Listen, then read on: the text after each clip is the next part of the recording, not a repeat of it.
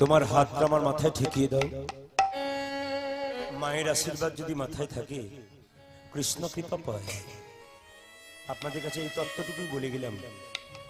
যার মা বাবা বেঁচে নাই তাদের ছবিগুলো দেওয়ালে টাঙিয়ে রাখুন।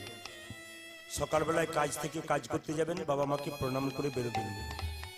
আবার সন্ধ্যাবেলায় কাজ করে ফিরবেন না, মা বাবাকে প্রণাম করবেন। মা বাবাকে দেবেন যদি তবে জীবিত অবস্থায় দেবেন, মৃত অবস্থায় দেবেন না। মা মরে গেল, 2000 লোককে নিমন্ত্রণ করলেন, বিরাট বড় প্যান্ডেল করলেন, জীবিত অবস্থায় মা এক গ্লাস জলের জন্য মরে গেল, তোমার হাতে গ্লাস জল পেল না।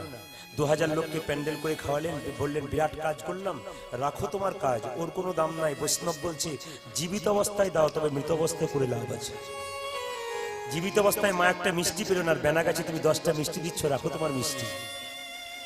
আগে বাবা মাকে জীবিত অবস্থায় দিন, তাদের আশীর্বাদ যদি মাথায় থাকে বাবা, জীবন যুদ্ধে প্রত্যেকটা সন্তান জয়ী হবে। এই জন্য কীর্তন করার একমাত্র উদ্দেশ্য বৃদ্ধ বাবা বৃদ্ধা মা যারা আছেন তাদেরকে সম্মান দাও। একটা কথা বলে যায় মায়েরা, যে জায়গায় ছিলাম, আজকে যারা কম বয়সের আছে তারা অহংকারে মত্ত হয়ে একজনকে কাঁদাবেন না, কাঁদালে আপনাকে একদিন কাঁদতে হবে। তবে এই শেষ বার্তা আপনাদের সামনে একটা দিয়ে যায়, খুব মন দিয়ে শুনবেন। মেয়েরা যারা আছো, কুমোর যখন হাড়ি তৈরি করে, কানাটা ভেঙে কানাটা বাঁকা হলে কে দায়ী? কুমোর না হাড়ি? জোরে বলবেন। কুমোর না হাড়ি? কুমোর না হাড়ি? কুমোর। আপনি হাড়ি তৈরি করছেন, কানা বাঁকা হয়ে গেলে কুমোর দায়ী। আপনার ছেলে মেয়েকে আপনি তৈরি করছেন, তৈরি করবেন। খুব সুন্দর কথা, বাস্তবের সঙ্গে মিল দিয়ে যুক্তির কথা, নইলে সমাজ ভালো থাকবে না।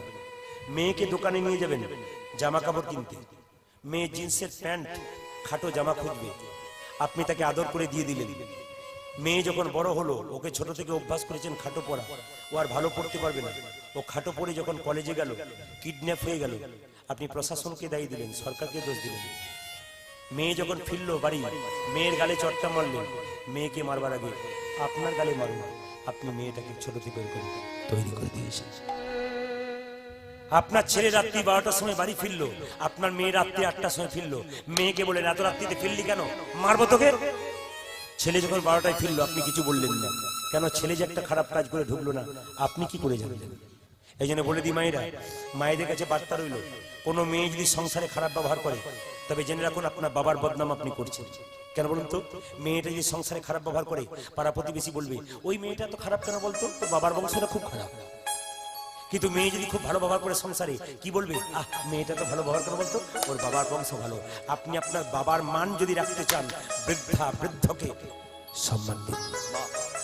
আবার একটা কথা বলে যায়, একটা 18 বছরের মেয়ে যেমন তৈরি করবেন সেরকম হবে।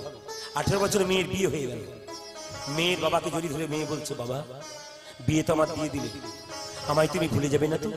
বাবা বললো, খুকি কেন ভুলবো তোকে, সপ্তাহে সপ্তাহে তোর কাছে যাবো।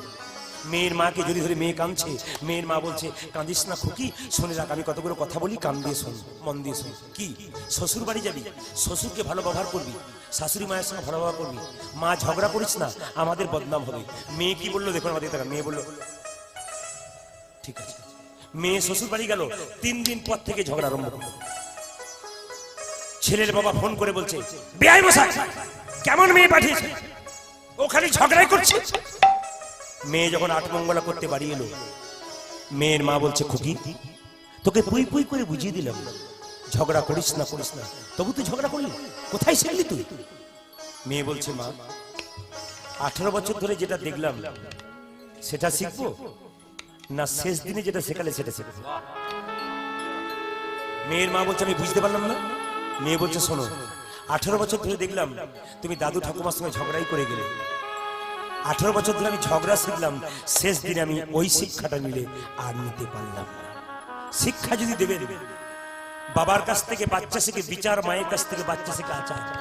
শুধু কীর্তন শুনলে হবে না ভক্তমন্ডলী, এত এত ভক্ত ভক্তিপতি মায়েরা এসছেন, কীর্তন হলো জীব শিক্ষা, মানুষকে চৈতন্য জাগায়। জেনে নিন আপনারা, শুধু কীর্তন শুনলে হবে না, কীর্তন শুনে বাড়িতে গিয়ে চলার পথটা ভালো করুন। মায়ের চলা যেমন হবে বাচ্চার চলা তেমন হবে, মায়ের বলা যেমন হবে বাচ্চার বলা তেমন হবে। কেন? এই যে দেখেন, এরোপ্লেন আকাশে ওড়ে, সব জায়গায় নামে না, যেখানে প্ল্যাটফর্ম থাকে সেখানে নামে। মহাপুরুষের আত্মা চারিদিকে ঘুরে বেড়ায়, জায়গা পাচ্ছে না, ভালো প্ল্যাটফর্ম পাচ্ছে না, ওই জন্য ভালো সন্তান নামছে না। আপনাদের কাছে নিবেদন, আপনারা 10 মাস 10 দিন পেটের মধ্যে রাখেন, আপনারা বাচ্চা তৈরি করার কারিগর। আপনাদেরকে প্রথম শক্ত হতে হবে। আপনার চলা বলা যদি ভালো হয়, বাবা মায়ের চলা বলা ভালো হলে বাচ্চার চলা বলা ভালো হয়ে যাবে। বিল্লমঙ্গল কেঁদে কেঁদে যাচ্ছে, প্রভু হাতে দুটি ধরে নিয়ে চলো প্রভু, হাতে দুটি ধরে নিয়ে চলো প্রভু। এদিকে এদিকে তাকান, অন্ধ হয়ে গেছে বিল্লমঙ্গল। হাতে দুটি ধরে নিয়ে চলো প্রভু, আর দুটি ধরে নিয়ে চলো প্রভু, আর তো হাঁটিতে পারি না, পারি না। হাতে দুটি ধরে নিয়ে চলো প্রভু, আর তো হাঁটিতে পারি না। দিনের দয়াল দীনবন্ধু, হতভাগাই কৃপা করো না। দিনের দয়াল দীনবন্ধু, কৃপা করো দীন জনে, কৃপা করো, আমায় কৃপা করো কৃপা সিন্ধু, এবার কৃপা করো, কৃপা সিন্ধু। আমায় কৃপা করো কৃপা সিন্ধু। তুমি দিনের দয়াল দীনবন্ধু, কৃপা করো, কৃপা সিন্ধু। দিনের দয়াল দীনবন্ধু, কৃপা করো কৃপা সিন্ধু। দিনের দয়াল আমায় দীনবন্ধু, কৃপা করো কৃপা সিন্ধু। দিনের দয়াল দীনবন্ধু, আমায় কৃপা করো কৃপা সিন্ধু। কৃপা করো কৃপা সিন্ধু। দয়া করো দীনজন। ভক্ত যদি কাই মনে কোনো বাঞ্ছা করে, ভগবানের সাধ্য নাই সেই বাঞ্ছা নাই করে। এই দিয়ে তাকাবেন, মন্দিরে গিয়ে বারবার ধাক্কা দেবেন না। ধাক্কা মানে কি? ভগবানের মন্দিরে গিয়ে একটা বাড়িতে কেউ যদি ঘুমিয়ে থাকে, দরজায় বারবার ধাক্কা দিলে সে জেগে উঠবে। আমাদের এই ভেতরে ভগবান ঘুমিয়ে আছে, বারবার ধাক্কা দিন, ভগবান বেরিয়ে আসবে, আপনার এই দেহটা মন্দির হয়ে যাবে। এই জন্য আপনারা কাজ করুন। তুলসীর মালা নিল কে? এই দিকে তাকান। তুলসীর মালা নিল কে? মা কে নিল? তুলসীর মালা নিল কে? তুলসীর মালা নিল বিল্লমঙ্গল। আপনারা কারা কারা তুলসীর মালা নিয়েছেন হাত তুলুন তো। তুলসীর মালা কারা কারা নিয়েছেন? যাক, 2-4 জন নিয়েছে, আর কেউ নেয় নাই। আর যদি কেউ নিয়েছেন না নিয়েছেন, শুনে রাখুন, তুলসীর মালা নেবেন কেন? অনেক যুক্তি আছে, একটা যুক্তি বলে দিই। তুলসীর মালা হলো মাস্টার। কেমন মাস্টার? রাস্তা দিয়ে পেরিয়ে যাচ্ছেন, কারো পেয়ারা গাছ থেকে একটা পেয়ারার ডাল রাস্তায় ঝুলছে, দুটো পেয়ারা তাকাচ্ছে, আপনি টুক করে তুলে ভাবছেন খেয়ে নেবো। কিন্তু যখন তুলতে যাচ্ছেন তখন মালাটাকে দেখে ভাববেন, না না, লোকে বলবে কি মালা পরেছিস আর চুরি করছিস। এই জন্য ধরা পড়ার ভয়ে, মানে যাতে ধরা পড়ে গেলে লোকে বদনাম করে, এই জন্য মালা হলো মাস্টার। এইদিকে মায়েরা, মালা হলো মাস্টার। মালা পরবেন কেন? একটা যুক্তি আপনাদের বুঝিয়ে দিই, ছেলে মেয়েদের জন্য বলি। সিনেমা দেখেছো? নায়কের সঙ্গে কাজ ঝগড়া হয়, নায়িকার না ভিলেনের? জোরে বলি, নায়িকার ঝগড়া হয়। দেখুন সব লাস্ট হয়েছে, কাজ ঝগড়া হয় ভিলেনের। ভিলেন যখন নায়ককে পায় না, কি করে? নায়িকাকে ধরে এনে ঘরে ঢুকিয়ে রাখে। আর নায়ক তখন পাহাড় ডিঙ্গিয়ে, পর্বত ডিঙ্গিয়ে, 3-4টা দালান ভেঙে ঝোপে ঢুকে পড়ে নায়িকাকে বাঁচায়। আপনি কৃষ্ণ পেয়ে এসে তুলসীকে যদি আপনি কণ্ঠে ধরে রাখতে পারেন, কৃষ্ণ নায়ক যেখানে থাক না কেন আপনার কাছে নিতাই গৌর হরি বল। হরি বল হরি বল। তবে একটা কথা বলে রাখি মায়েরা, এই দিকে তাকান, আপনারা যারা আছেন একটা কথা বলি, নিরামিষ খাবেন, আমিষ কম খাবেন। না না, আপনারা খাবেন কি না খাবেন সেটা আপনাদের বিচার। আমি সুন্দর করে বলে দিই, আমি এখনই দাদাদের সঙ্গে গল্প করছিলাম যে আমি অ্যাপেলো চেন্নাই চিকিৎসার জন্য গিয়েছিলাম একবার, আজ থেকে 5 বছর আগে, একটা ট্রিটমেন্টের জন্য, যেখানে আমার অপারেশন হয়েছে। তো সেখানে গিয়েছিলাম, তো ওখানে ডাক্তারদের জিজ্ঞেস করলাম, আপনারা খান কি? নিরামিষ খাই। আরে এত বড় ডাক্তার, নিরামিষ খান? বলে হ্যাঁ, নিরামিষ খেলে রোগ কম হয়। আমিষ খেলেই তো রোগ বেশি। আমিষ যে যত খায় রোগ, যেমন অনুকূল ঠাকুর বলেছেন, যে যত ত্যাগী সে তত নিরোগী, আর যে যত ভোগী সে তত রোগী। যেমন দেখবেন অনেকে বলে কীর্তন শুনতে যাবে না দাদা, আর বলো না, হাই প্রেসার, বসতেই পারি না, গা মাথা খালি ঘোরে। আবার বলি দাদা কীর্তন শুনতে যাবেন না, আর বলবেন না 525 সুগার। এই যাদের সুগার হয়েছে তাদের একটা ব্যায়াম শিখিয়ে দিই। যদি বাড়িতে কারো সুগার থাকে, একটা ধর্মীয় ব্যায়াম শিখিয়ে দেবো।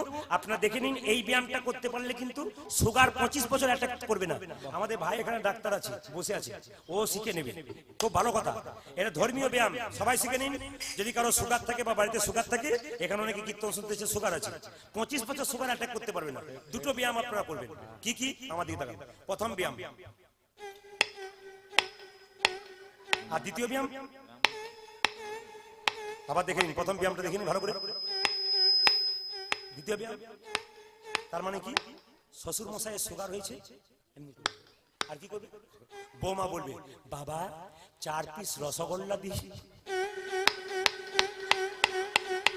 এই ব্যায়ামটা করবেন। বাবা চিনি মাখানো চা দি। বাবা আলু ভাতে বেশি করে দি। আবার যদি বাবা এবার আপনাকে ওই চিনিবিহীন চা দি, রুটি দি। এই এই ব্যায়াম যদি দুটো করতে পারেন তাহলে 25 বছর আপনাকে পাকা নয় কি? এই দিয়ে তাকাবেন মায়েরা, নিরামিষ যারা খায় তারা কেমন বট গাছের মতো ধীরে ধীরে বাড়ে। অনুকূল ঠাকুরের কথা, বট গাছের মতো অনুকূল ঠাকুরের কথা। নিরামিষ যারা খায় ধীরে ধীরে বাড়ে, বহুদিন পরে মরে।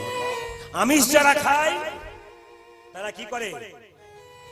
কলা গাছের মতো হুড় হুড় করে বাড়ে, হুড় হুড় করে মরে। দেখে নিন আপনারা, তাকিয়ে দেখে নিন, খুব যুক্তির কথা কিনা। দেখবেন আমিষ যারা যত খায় তারা কলা গাছের মতো হুড় হুড় করে বাড়ে, আর মরবার সময় তাড়াতাড়ি মরে। এই জন্য বাবা, যদি যে যত ত্যাগী সে তত নিরোগী, যে যত ভোগী সে তত রোগী। তুলসীর মালা আপনারা পরবেন, কিন্তু একটা কথা বলে রাখি, আপনারা কেউ আমিষ খাবেন না। তুলসী মালা পরলে আমিষ খেতে নাই, নিরামিষ খেতে হয়। এক জায়গায় কীর্তন করতে গেছে, একজন বলছে, দাদা আগে ওটা ছিল, তুলসীর মালা খেলে পড়লে নিরামিষ খেতে হতো, এখন কোনো অসুবিধা নেই। বলে কেন? তুলসী মালা সিস্টেম চেঞ্জ। আমরা সিস্টেম চেঞ্জ বুঝলাম না। বলছে এখন প্যাঁচ সিস্টেম তুলসীর মালা। আমি বললাম বুঝলাম না। বলছে খোলাও যায়, পড়াও যায়। আমি বললাম ভেঙে বুঝে। এ কীর্তন কত মজার, আপনারা উঠবেন না নাকি? ঠিক করেছেন।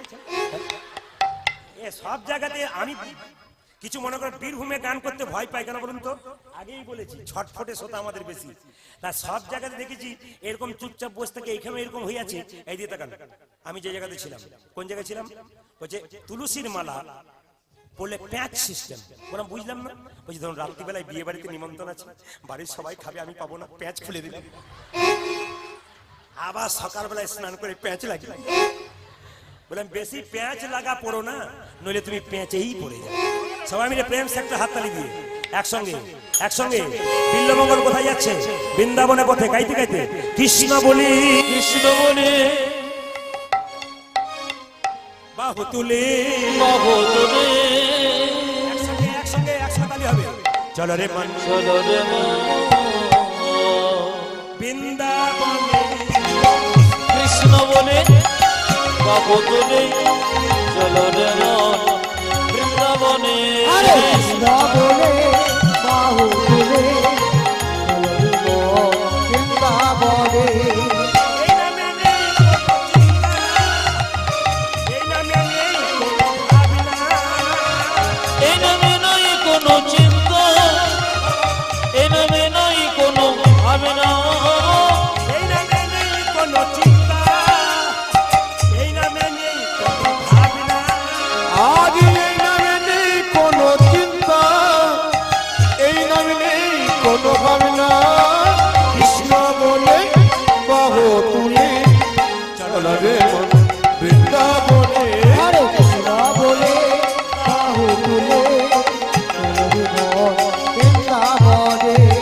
এই নামে নেই কোনো ক্লান্তি, এই নামে আছে শুধু শান্তি। এই নামে নাই কোনো ক্লান্তি, এই নামে আছে শুধু শান্তি। এই নামে নেই কোনো ক্লান্তি, এই নামে আছে শুধু শান্তি। আর এই নামে নেই কোনো ক্লান্তি, এ নামে আছে শুধু শান্তি। কৃষ্ণ বলে বাহু তুলে চলো রে মন বৃন্দাবনে। ওরে আবার কৃষ্ণ বলে বাহু তুলে চল রে মন বৃন্দাবনে। হরে কৃষ্ণ বলে বাহু তুলে বৃন্দাবনে। হরে কৃষ্ণ বলে বাহু তুলে, চলো রে মন বৃন্দাবনে। বলে বাহু তুলে বৃন্দাবনে।